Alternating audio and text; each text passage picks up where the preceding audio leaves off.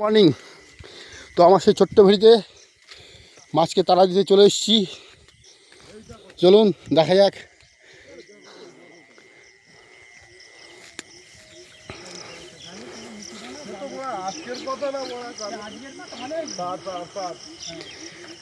তো মাছকে তাড়া দিতে আমরা চলে এসেছি। এখন তাড়া দিয়ে দেখা হবে কীরকম কী মাছ আছে। চলুন দেখা যাক। ভেড়িতে চলে এসেছি। সবাই এখন এখানে ড্রেস করা হবে, আর ড্রেস করে ও পার থেকে মাছ এনে এপাশে ধরা হবে। চলুন দেখা যাক।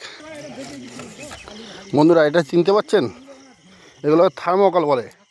ওই যে ফ্রিজ পেটি ফেটি করে আসে যখন, পাশে যে মোটা মোটা থার্মোকল দেওয়া হয়, ওগুলো তো আপনারা ওয়েস্টেজ বলে ফেলে যান।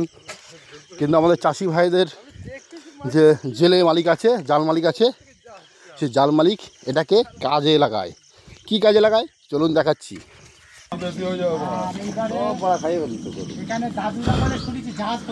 তো দেখুন, থার্মোকল ফেলা হয়েছে জলে বা শোলা।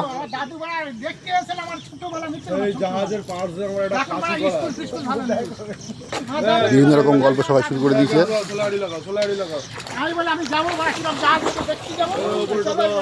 আমি সজল, আপনার বন্ধু।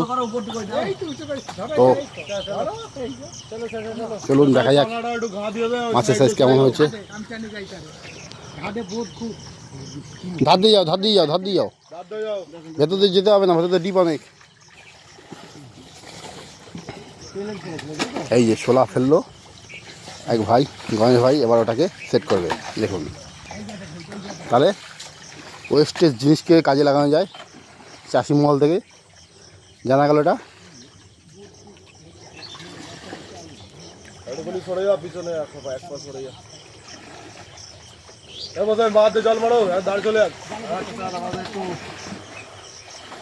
সাইডে নোংরা আছে, তাই হাত দিয়ে জল ঢেলে যাচ্ছে সব।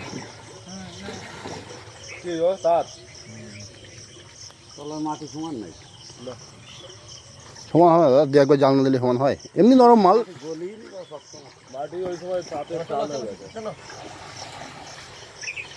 জাল হলো দেরি আছে গলা গলে মাটি কি সাদা হবে। ঘন লাগা হ্যাঁ, ওরকমই লাগা।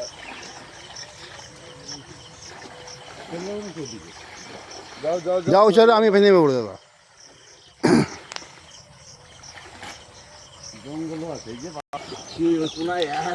চলছে তাড়া দেওয়ার কাজ।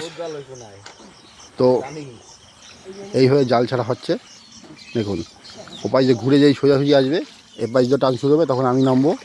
ব্যাস, সয়াবিনের নেমে টেনে ওপাশে গিয়ে মাছ ধরে দেখা হবে মাছের সাইজ। দেখা হবে দ্বিতীয় ভিডিওয়। আসুন।